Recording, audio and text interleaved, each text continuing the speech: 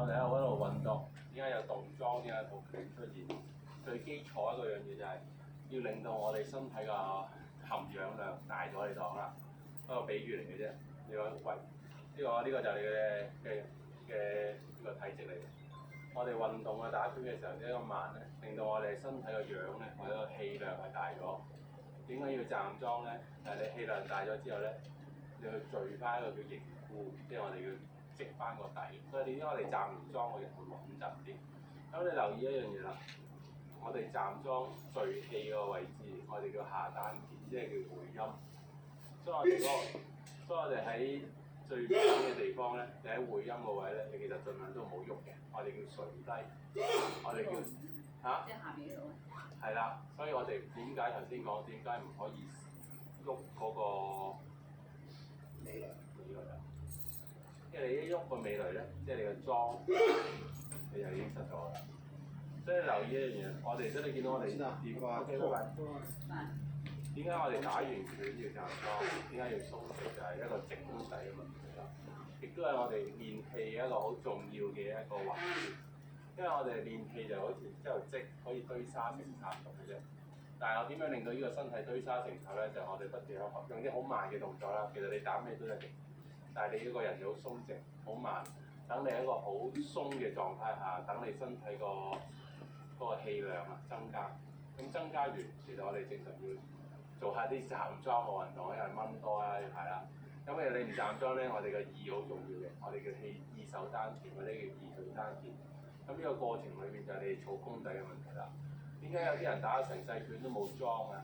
點解你哋站咗一切樁都冇？站咗幾年樁都冇唔穩啊？因為佢哋就唔識呢樣嘢啊。所以你哋留意下呢樣嘢。點解你哋會站完呢幾年裏面可能佢穩咗啊？其實你哋個氣量打完之後就站樁，要聚翻嚟。個人應該揾翻，要理解個原因。你理解咗個原因之後咧，你哋去練習嘅時間會更加清晰啲。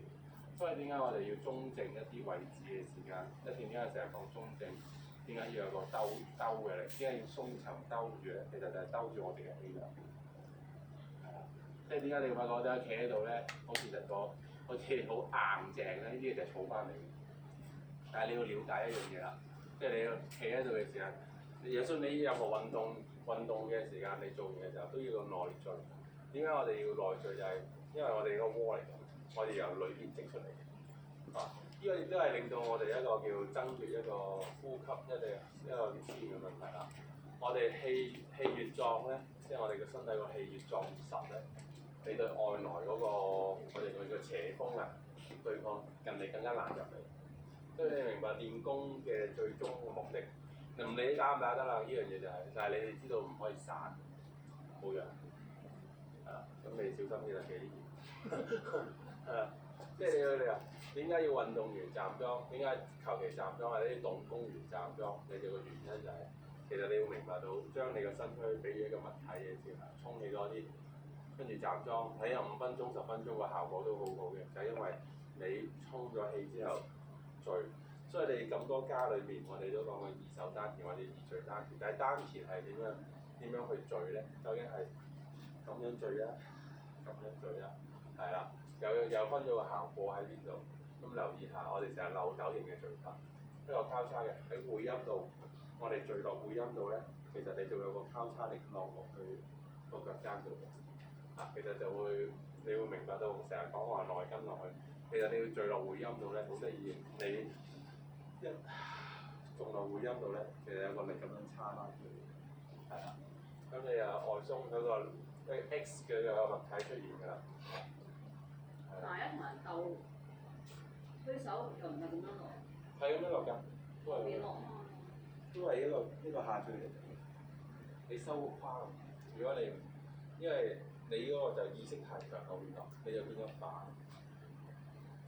咁樣落，就斜反。咁你喺個下丹田嗰個吊鐘嗰個墜力啊，我哋其實下丹田即係我哋嘅重心啊，我哋永遠盡量因為都係。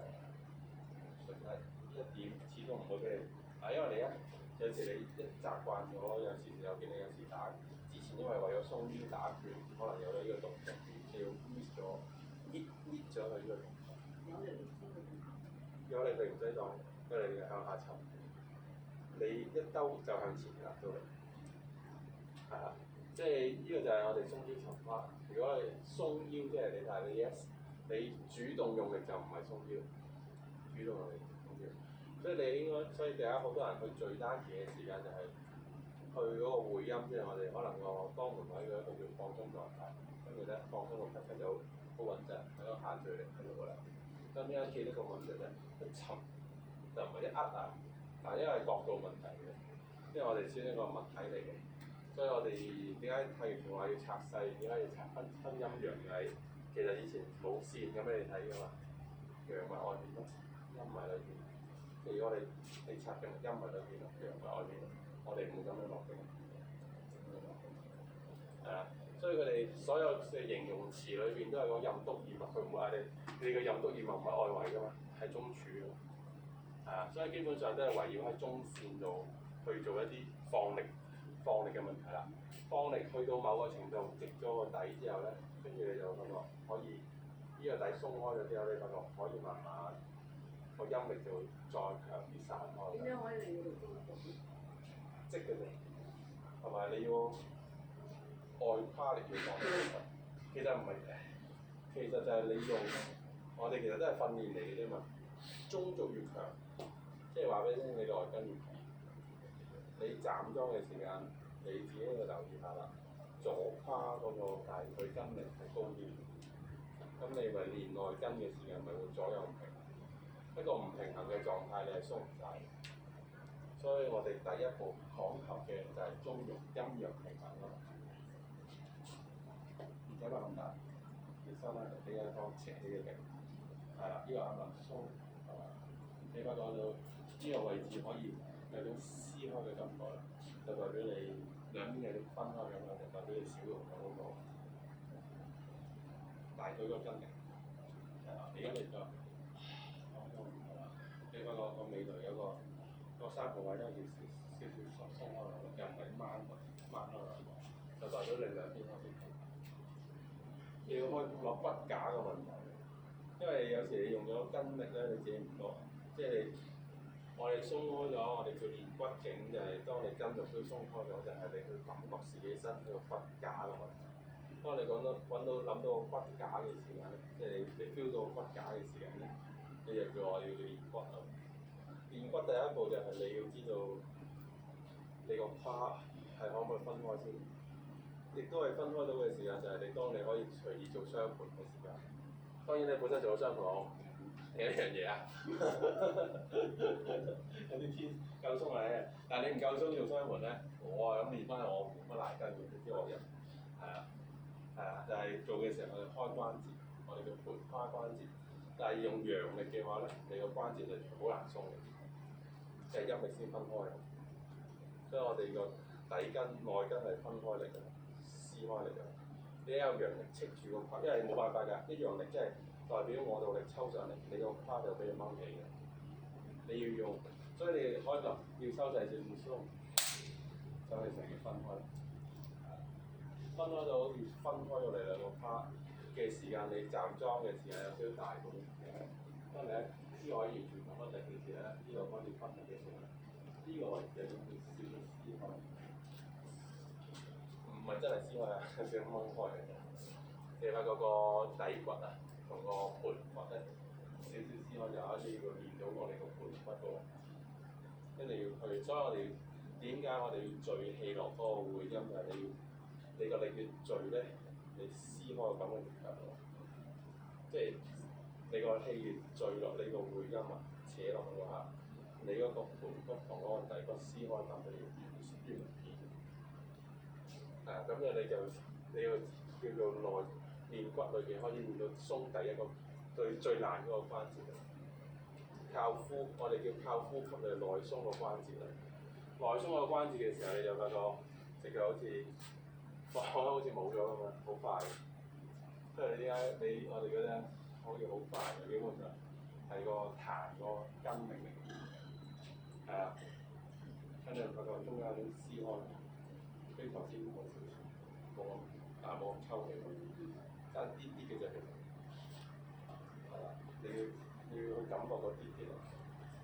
因為你越練得耐咧，個分野係好細。即係我第一咁我已經知道我自己抽氣咗啦，當然係咪先？都唔使講啦。可能你哋到呢度爭啲啲，其實我都，但係其實我咁樣爭少少，我自己搞就我知嘅，呢個鋪咗，咁就鬆晒。所以其實越斬咧，我哋個氣越聚咧，你就越清晰外圍。即係要關於嗰個頻率問題嘅，你越穩越震，你個丹田氣越深聚咧，你對外邊嘅感知力越強。其中一個加強聽勁嘅一個方法，亦都有以前啲師傅嗌你成日感覺身體，感受身體。但係你如果我哋心唔靜，氣唔聚，你就感覺唔到個身體。係，所以唔好浮躁啊！我哋叫做係啊。你越靜咧，當然啦，呢個你喺呢個位度你靜唔到㗎啦，聽我講嘢。即係你做嘅時候，你自己可以嘥5分鐘至10分鐘。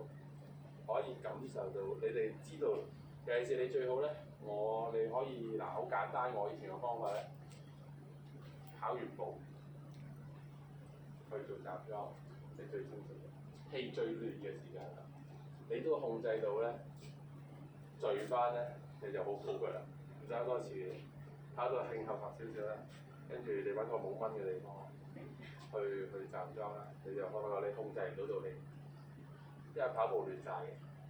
係啊，打拳得啊，但係你習慣咗咯。你試下用啲體能消耗啫，你會個氣會亂啲嘅。你想整亂到氣啫，打拳用咩咧？但係打拳太平和啦而家。跟住點啊？跟住你集裝，你就可以聚到嘅話咧，你喺最難嘅地方都聚到氣嘅，你應該聚到。係啊，你打拳而家係太平和，都唔氣喘嘅，你邊有得？打身架打，你咪打身架就有啲。係啊，都冇問題。你打4轉2路，跟住再站樁都得，冇問題。總之你令到自己氣喘，個氣好亂，對你站樁咧，效果係最大嘅。所以啲嗰陣時我成日打5、6轉2路先站樁。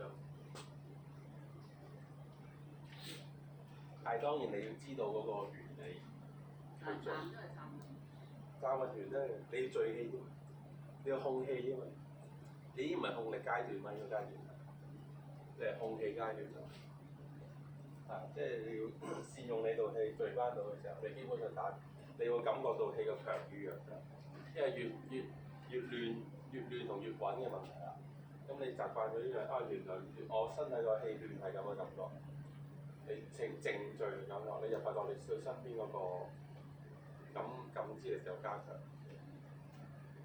因為而家你哋個偏差太細，係啊。